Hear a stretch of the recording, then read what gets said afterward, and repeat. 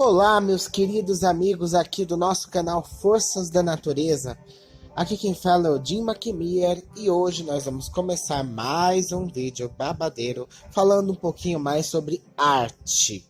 É arte, você aí que tá acostumado a baladinha, funk toda hora, não vai gostar muito do assunto de hoje.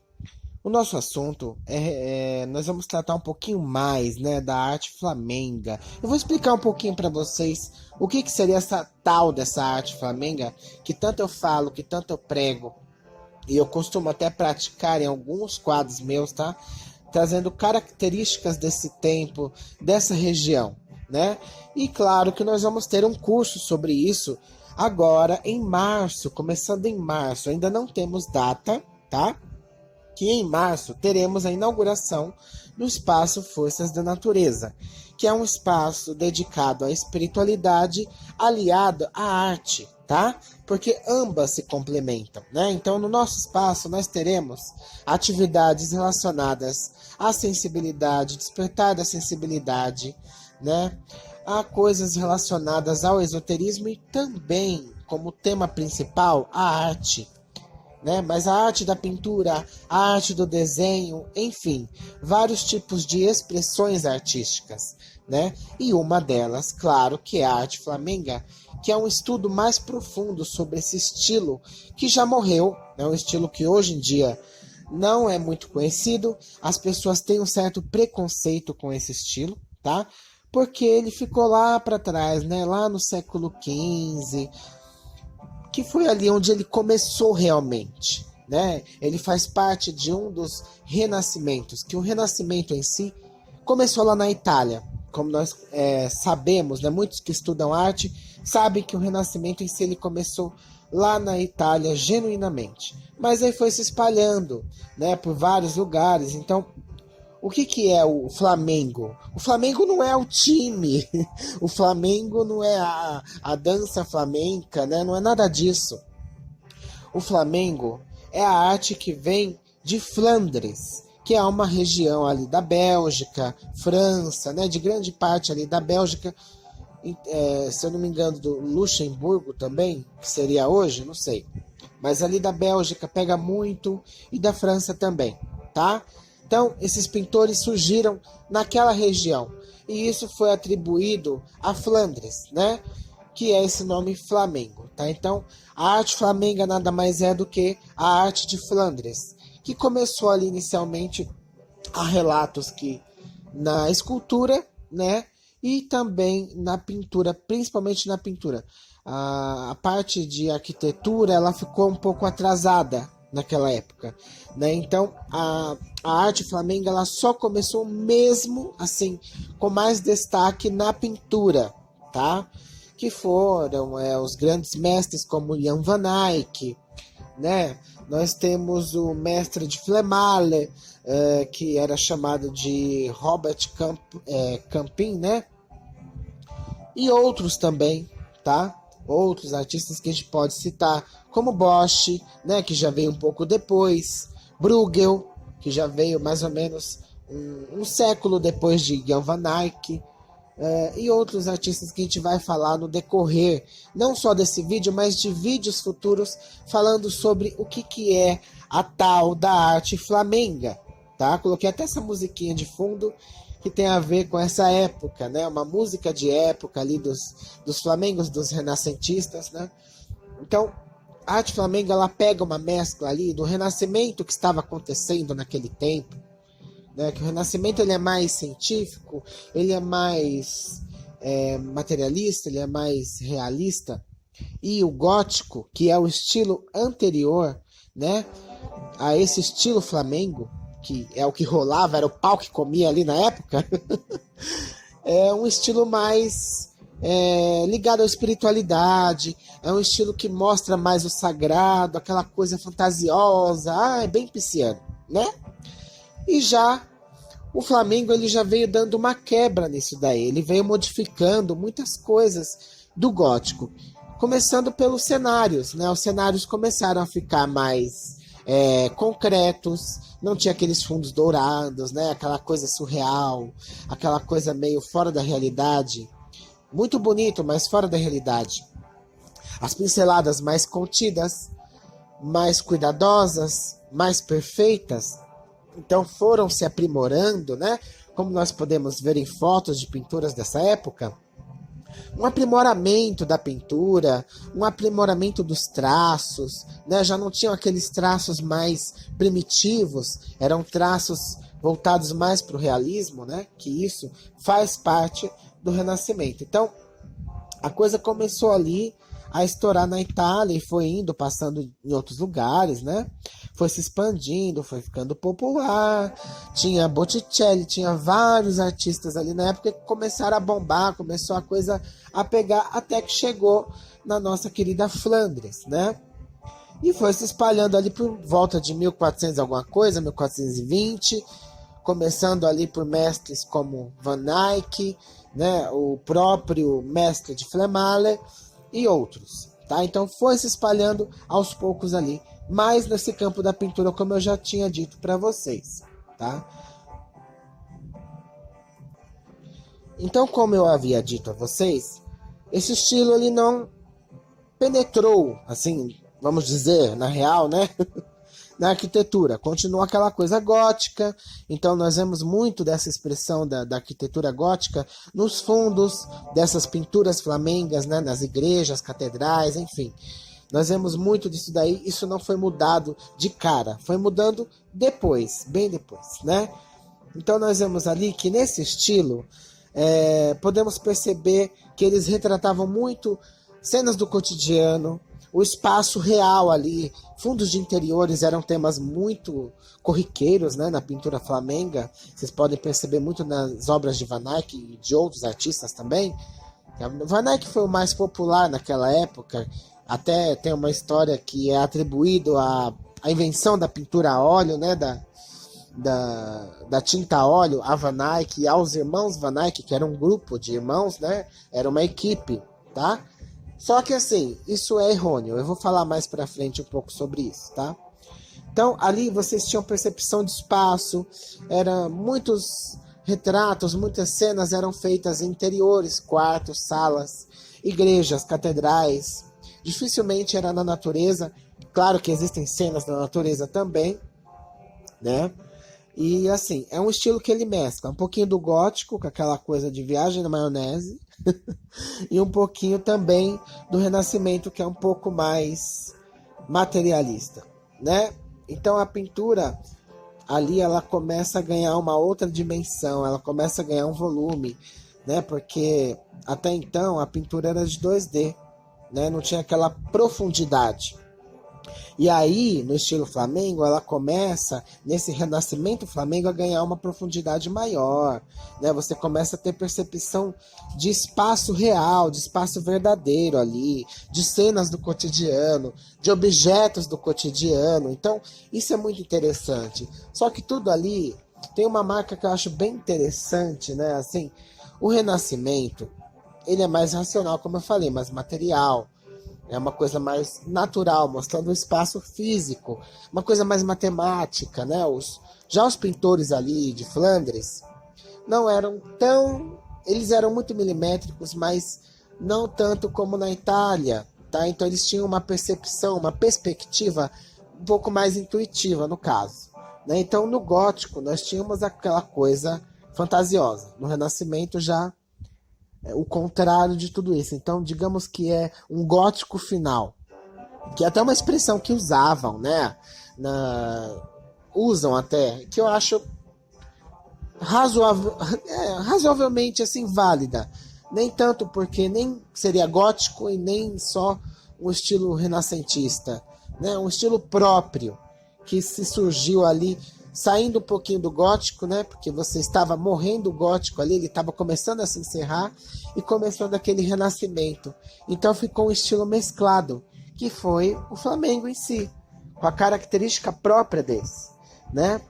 Não tão fantasiosa, mas ao mesmo tempo racional, pensada, né? Calculada, cheia de simbolismo. Claro que assim, no gótico tinha muito simbolismo também, né? Mas venhamos e convenhamos que ali nós temos uma mescla de tudo isso. E como eu disse para vocês, tem uma característica que ela é marcante. Ela é primordial nesse estilo chamado Flamengo. E vocês vão perceber isso. Isso eu uso muito nas minhas obras também, em algumas, tá? Porque eu também pratico alguns outros estilos, como estudos, né? Porque eu não gosto de ficar preso a nada assim fixo. Então eu gosto de variar. Mas se formos tratar do Flamengo em si, nós vamos perceber uma coisa que se chama simbolismo dissimulado. O que é esse tal desse simbolismo dissimulado, né? É o quê? É retratar ali o sagrado. Por exemplo, eu faço um quadro, né, da cultura afro, vai.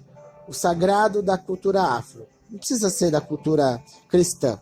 Afro. Posso retratar ali Oxum, Iemanjá, num ambiente, vai, na minha casa, por exemplo, né?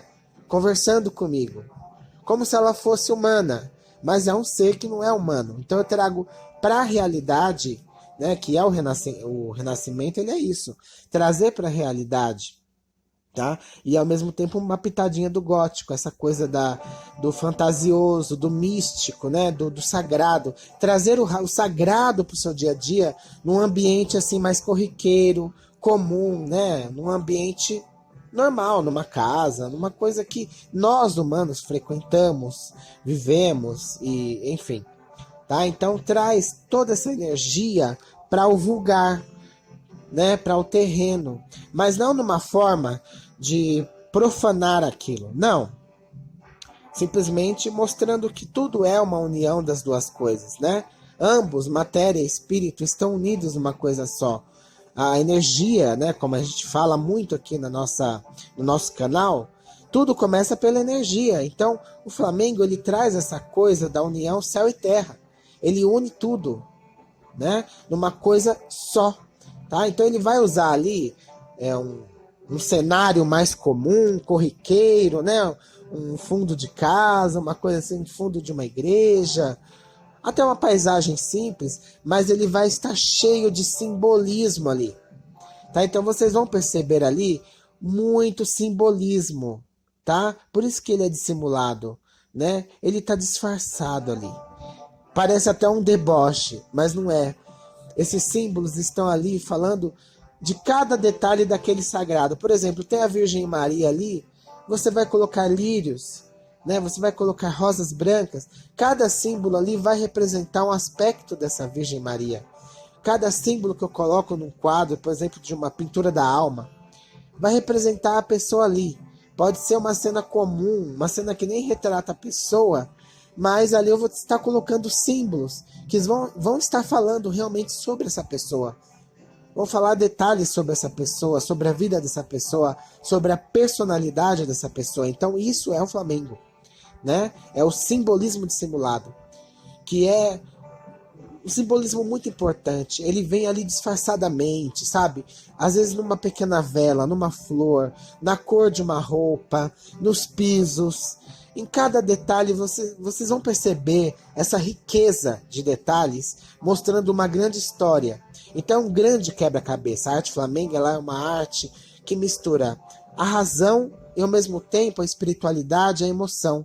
É muito legal, eu acho muito legal essa coisa do idealismo fantasioso, né, junto do simbolismo retratado ali de forma mais pensada, né, o racional e ao mesmo tempo o emocional.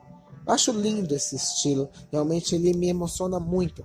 Por isso que eu quero trazer esse conhecimento, né, o estilo Flamengo que se gerou ali praticamente no século XV, né? E claro que a minha referência sempre vai ser o mestre Jan van Eyck. Temos também Bosch, Bruegel, vários outros deles que a gente pode estar falando depois para não prolongar o vídeo. Mas esse curso que eu vou ministrar é um curso muito interessante. Eu tenho uma língua, assim, um linguajar mais popular, eu não gosto de falar difícil, já falo de um jeito que todos possam entender para não ficar uma coisa muito engomadinha e certa, tá? Claro que sem errar, mas de uma maneira mais vulgar. Eu não gosto de ser muito formal, tá? Então, na nossa escola nós vamos manter esse linguajar mais informal, tá bom? para que todos entendam, para que ninguém se sinta, eu sou burrinho, não entendi. Não, porque às vezes o linguajar um pouco mais formal, a gente acaba meio que boiando. Então eu vou procurar ser o mais claro possível, trazendo técnicas. A gente vai aprender um pouco de história da arte, sim, um pouquinho só, porque também não sou professor de história da arte. Mas um pouco que eu sei, eu posso estar passando para vocês, e claro, com as técnicas de pintura. Então nós vamos aprender a fabricar uma tinta de têmpera, que é uma tinta ali, né, que é muito antiga, né, uma tinta muito antiga feita à base de ovo, tá? A gente pode fazer ela de gema de ovo. Há relatos de quem fez com clara de ovo. Eu prefiro com gema de ovo, eu acho muito mais correta, tá? Mas nada é uma regra, né, gente? Nada é uma regra. E sobre o que eu falei também sobre tinta, foi atribuído a Jan van Eyck ali a descoberta da tinta a óleo, né? Todo mundo coloca ali nas pesquisas do Google ou dos livros de história da arte, às vezes um dado assim bem errado, porque não foi o Van Eyck que descobriu a tinta a óleo, ele simplesmente aprimorou a tinta a óleo, né? Ele melhorou a tinta a óleo, que ela já existia ali desde o século, se eu não me engano, 7, tá? Eu não marquei nada aqui, eu tô falando tudo de cabeça. Se eu não me engano, foi do século 7. Então, tem muitos relatos históricos da presença da tinta a óleo já com óleo de nozes, que é muito antigo, e de outras sementes, né? No caso, a linhaça, que o Van Eyck trabalhou muito, e outras, tá? Existem tinta a óleo feitas de vários tipos de óleo. Óleo de papoula, óleo de cártamo, óleo de linhaça, óleo de girassol, óleo de nozes, né? Cada tipo de óleo tem uma secagem mais rápida, outros mais lenta. Então isso tudo é um processo que a gente vai aprender, né, de uma maneira prática. Claro que tem a parte teórica, eu vou estar falando, mas nós vamos aprender fazendo. Né? Então misturando o pigmento ali no óleo, colocando uma carga, ou simplesmente só pigmento e óleo para fazer como os antigos, né? Pegar a muleta, que é um material que nós usamos para dispersar a tinta, fazer a nossa própria tinta, fazer os experimentos pictóricos, né? Fazer aquela mistura de cores, estudar as cores medievais, que pigmentos que nós tínhamos naquela época, né? Em 1500, 1400. Então, saber as cores que tinham disponíveis não são as mesmas de hoje. Vocês podem ter certeza que muitas já são quase que impossíveis de conseguir, né? Então, claro que a gente pode substituir algumas, mas não é a mesma coisa, como o branco de chumbo, é uma cor prática, maravilhosa e perigosa, porque o pigmento é altamente venenoso, é de chumbo, né? É a oxidação que a gente faz do chumbo, que a gente pode fabricar ele de forma caseira, inclusive, esse pigmento. Só que é muito perigoso, é cancerígeno, né? Não recomendo. Então, essa tinta, por exemplo, branco de chumbo, é característica desse movimento, dessa época, né? Ali só tinha o branco de chumbo, praticamente. Claro que existem outros tipos de branco. Hoje nós temos cores mais modernas, como branco de titânio, né? Branco de zinco, e assim vai, gente, um monte de branco. Só que a base de tudo ali está nesse branco mais quente, que é o branco de chumbo. Vocês podem perceber até que as cores brancas de antigamente eram mais quentes, né? Ele é um branco quente, ele não é um branco frio como o branco de zinco que nós, pintores, hoje temos aí em tintas, né? Um branco mais acinzentado. Então tudo isso a gente vai aprender. Mistura de pigmentos, cristais, né? Que geralmente os pigmentos são feitos de cristais, né? O lápis lazuli ou lápis lazuli, né? Do olho de tigre, do realgar, né? Que é uma pedra, tá? Que era usada muito antigamente, apesar dela perder a cor com o tempo. Tem o ouro-pigmento, né? Que é o ouro-pigmento, auro-pigmento. Existem várias, tá? Nós podemos usar pigmentos feitos da malaquita, que é uma pedra verde, né? Podemos usar da azurita, que é um pigmento muito antigo, que hoje dá pra gente fazer, é um pouco difícil de fazer, devido a malaquita ser uma pedra cara, difícil de achar, né? E no estágio para fazer pigmento, ela tem que estar num ponto certo. Então é um pouco difícil para a gente poder resgatar tudo isso. Claro que é um estudo longo, é um estudo que exige vontade, gosto, né? Mas como é que eu vou ter gosto por algo que eu não conheço? Por isso que estou trazendo esse vídeo áudio, falando um pouquinho mais sobre o que é esse movimento, né? Depois vai ter mais, vou falar mais para vocês aprenderem e terem mais interesse. As pessoas acabam não tendo tanto interesse, como eu vi já a escola com esse estilo Flamengo, e não teve alunos. Por quê? Porque as pessoas não conhecem, estão acostumadas a um estilo só, estão presas a um estilo só, estão só vendo aquilo que está agora, né? Ou apenas observam outros estilos conhecidos, antigos, barroco, enfim, rococó, né? Ah, Leonardo da Vinci, todo mundo conhece, Picasso, Van Eyck, quem é Van Eyck? Quase ninguém conhece, né? Quem é Bruegel? Quase ninguém conhece. Bosch até que é um pouco conhecido, né? Que as pinturas dele são bem malucas, né? E o pessoal gosta muito. Mas é aquela coisa, as pessoas não têm conhecimento, não buscam. Então é interessante, a arte, ela faz parte da nossa vida, né? Ela conta toda a história. Bruegel, por exemplo, ele pintava todo o cotidiano dele. Claro, assim, de uma forma categórica, uma forma, assim, até um pouco assustadora, como Bosch fazia muito, né? Mostrava todos os pecados capitais ali transformados em demônios, em seres horrendos, em cenas assim, sabe? Que humanamente é muito louco, né? Pensar que uma pessoa tinha uma memória, não, uma criatividade tão grande de criar tantos mundos, tantas coisas assim. É muito surreal, é além do surrealismo, né? O estilo Flamengo, ele é incrível, ele consegue alcançar um pouquinho de cada estilo de uma maneira muito perfeita. É um estilo muito característico. Então eu acho bem legal trazer e resgatar essa técnica, trazer essa época para cá, trazer essa região para cá. Ah, mas você não é patriota? Ah, você tem que ver mais para o lado da pintura brasileira, tá. Gente, eu não sou patriota, tá? Eu gosto desse estilo e é o estilo que eu vou trazer para a minha escola, para o meu ateliê, que é um simples ateliê, não é um puta ateliê, mas é um ateliê que a gente vai poder falar sobre esses temas, executar, fazer estudos, né, releituras de pinturas desses grandes e famosos pintores como Van Eyck, Bosch, Bruegel e outros, né?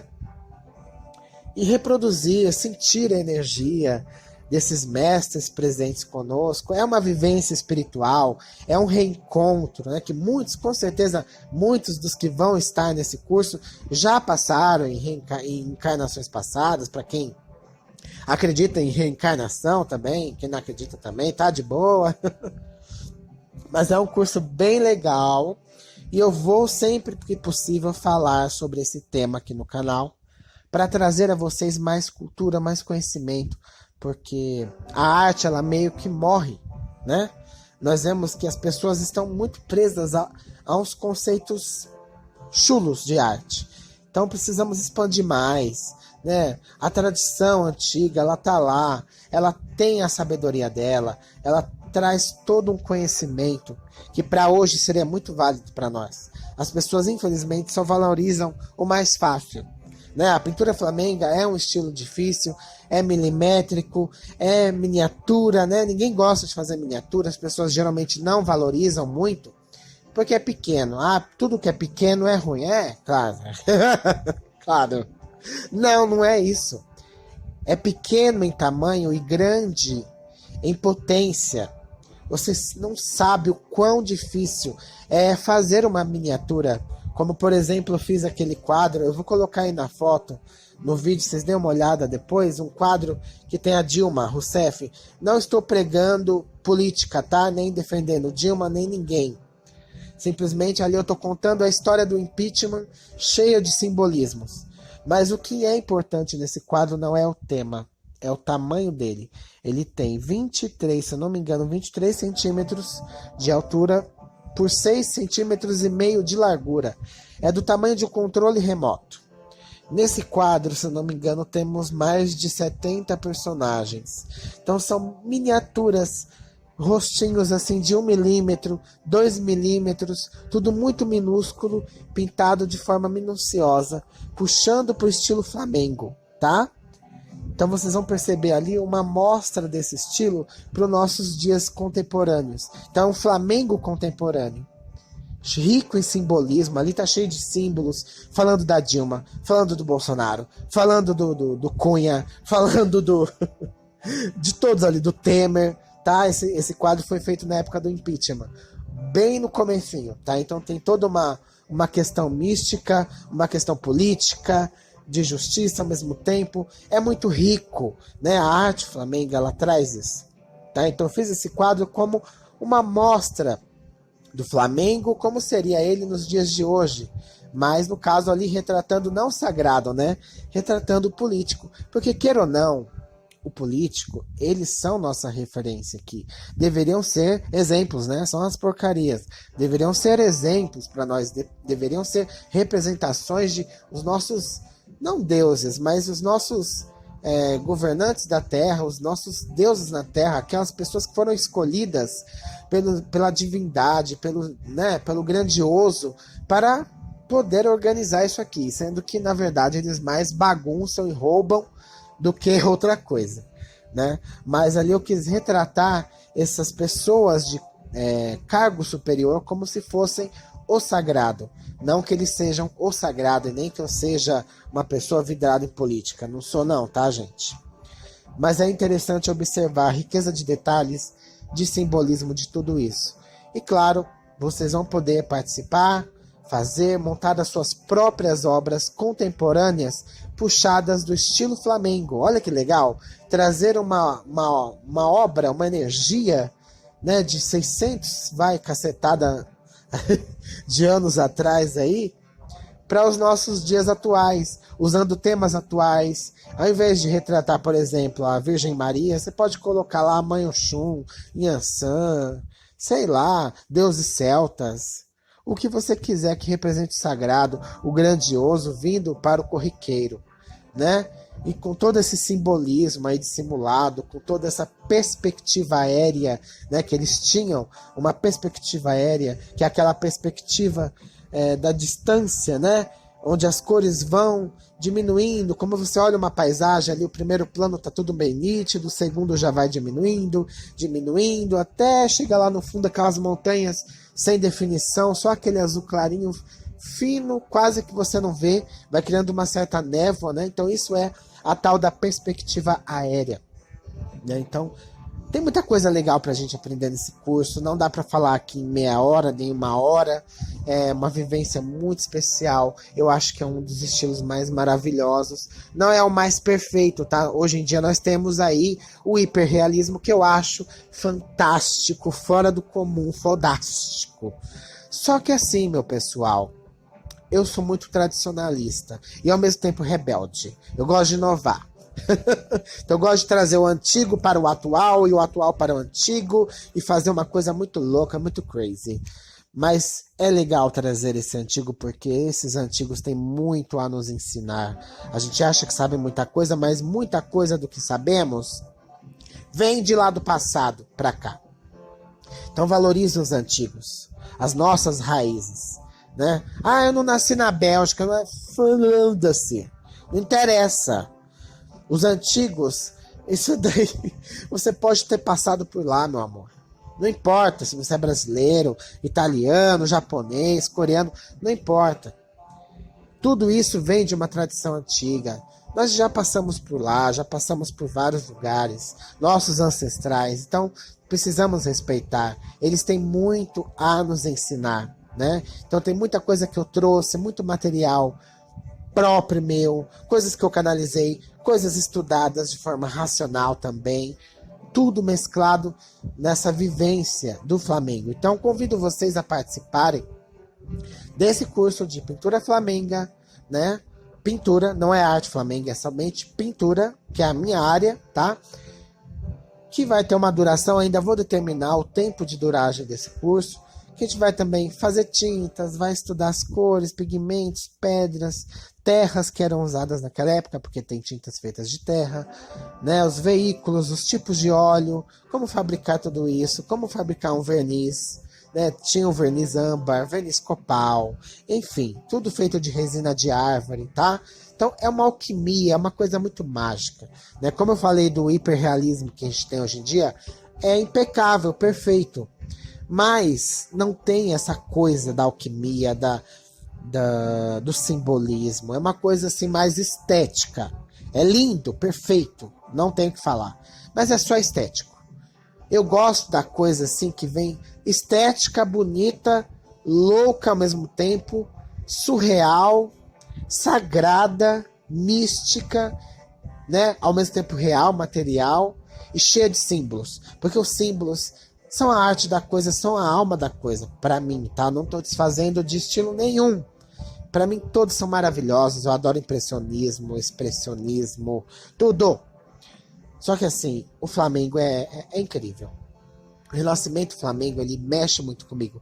Espero que mexa com vocês, com muitos de vocês. Espero que vocês venham participar. Em março eu ainda vou divulgar as datas, tá, dos cursos que nós vamos ter. Vai ter curso de pintura acadêmica também, claro, porque todo mundo gosta, né? Mas eu vou separar esse curso de Flamengo para quem realmente se interessar. Eu sei que vão ser poucas pessoas. Não estou limitando a minha mente, porque eu sei que as pessoas realmente não têm muito conhecimento. Espero que vocês compartilhem esse vídeo áudio, para que as pessoas ouçam, aprendam mais, estudam mais, vejam outros vídeos. Tem poucos vídeos até sobre o tema, tá? Então convido vocês a estudarem, buscarem. É um estilo lindo, não é impossível de pintar. Tem gente que fala, nossa, mas é muito perfeito. Não é, gente. É técnica, é estudar, é observar, é treinar. Nada vem fácil. Tudo precisa ser, assim, exercitado. Que nem você quer ganhar um músculo. Você vai fazer academia, você não vai ganhar em um mês. Você vai ficar uns meses ali até definir a coisa. É um estudo, é um exercício. Precisa ser praticado, precisa ser estudado, observado, né? E, claro, gostar. Tá? Então espero que vocês gostem, compartilhem, espalhem, porque as pessoas precisam conhecer. Isso é cultura. E a cultura é a única coisa que nós levamos desse corpício para a morte. Tá? Conhecimento ninguém tira de nós. Ele fica para todo sempre. Amém. Então estão convidados, se inscrevam no canal, deixem o seu like aí, deixe o like maroto, tá? E compartilhe com os amigos, comentem, agradeçam, adoro elogios, tá? Só não fiquem dando dislike nem falando baboseira, porque eu vou deletar, tá bom? Beijo pra vocês e até o próximo vídeo falando mais sobre arte. Farei vídeos também tutoriais, como fazer e montar painéis antigos em madeira, tela, enfim, vai ter muita coisa boa chegando aí. Pinturas de passo a passo, né? Desde o esboço até o final. Aguardem novidades. É que eu estou realmente em reforma, sem tempo para quase nada, mas eu prometo que logo, logo eu estou de volta com muitas novidades no canal. Esse canal ainda vai crescer, de conteúdo pelo menos, tá? De seguidores eu não sei, mas de conteúdo vai. Então aguardem novidades. Beijos para todos vocês. Que vocês tenham aí uma ótima semana, com muita paz e muito amor. E até a próxima, se Deus permitir. Tchau, tchau.